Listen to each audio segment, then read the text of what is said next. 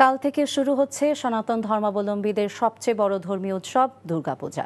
দুর্গাপূজা উপলক্ষে আরও একদিন ছুটি বাড়ানোর সিদ্ধান্ত নিয়েছে অন্তর্বর্তীকালীন সরকার।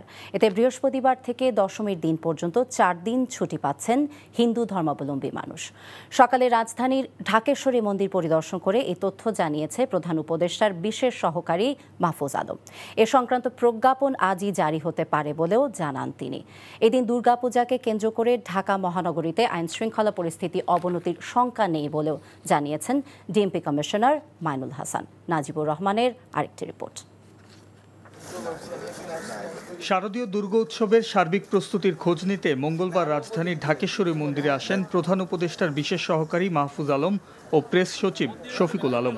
পরে সাংবাদিকদের মুখোমুখি হন তারা। দুর্গাপূজার উৎসবকে সার্বজনীন রূপ দিতে বৃহস্পতিবার সাধারণ ছুটির ঘোষণা দেন অন্তর্বর্তীকালীন সরকারের প্রধান উপদেষ্টার বিশেষ সহকারী। এইবার যেই অবস্থা হয়েছে যে শুক্র শনিবার পড়ে গেছে এবং রবিবার দশমী, ফলত আমরা চিন্তা করেছি যে একদিন আমরা এবারের জন্য বাড়িয়ে দিব, যাতে ওনারা একটা বড় সময় পান পূজা উদযাপনের জন্য।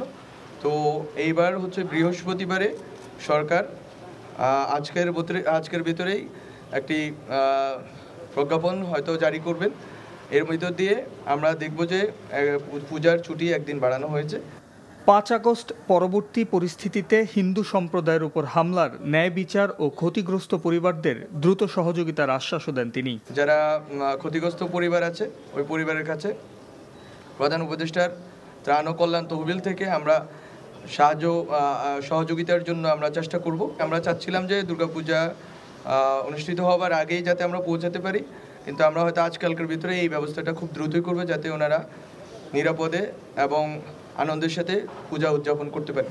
পরে আইন শৃঙ্খলা পরিস্থিতি পরিদর্শন করতে ঢাকেশ্বরী মন্দিরে আসেন ডিএমপি কমিশনার মাইনুল হাসান। তিনি বলেন, যে কোনো বিশৃঙ্খলা এড়াতে ঢাকা মহানগরীতে সতর্ক অবস্থানে থাকবে ডিএমপি।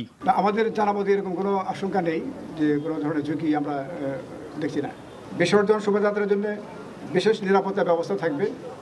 বিসর্জন স্থান সময়ে নৌ পুলিশের টহলের পাশাপাশি আমরা ফায়ার ব্রিগেডকে অনুরোধ করেছি প্রয়োজনীয় নিরাপত্তামূলক ব্যবস্থা গ্রহণ করার জন্য।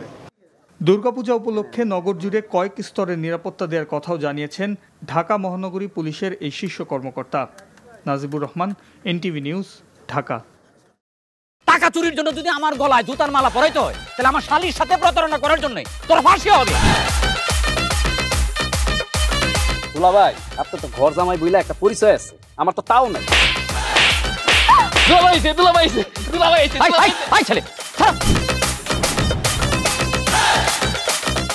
রাজনৈতিক ফ্যামিলির মেয়ে হয়ে ওই কাজ করবে। রক্তের নেশায় ধরতে, রক্তের নেশায়, কাঁচা রক্তের নেশায় ধরতে। তোমার এই পলিটিক্স আমার বাম পকেটে থাকে। ঝামেলা পাকাই আমি তখন বিয়ে করিনি। দুইটার আমি গুলি করে মারুম। মাসুদরা কোনোদিন ভালো হয় না। আপনার পোশাক আশাক দেখে কিন্তু আপনার তালুকদার বংশের লোক মনে হয় না আব্বা, আপনার মনে হয় যে আপনি ফকির বংশের লোক।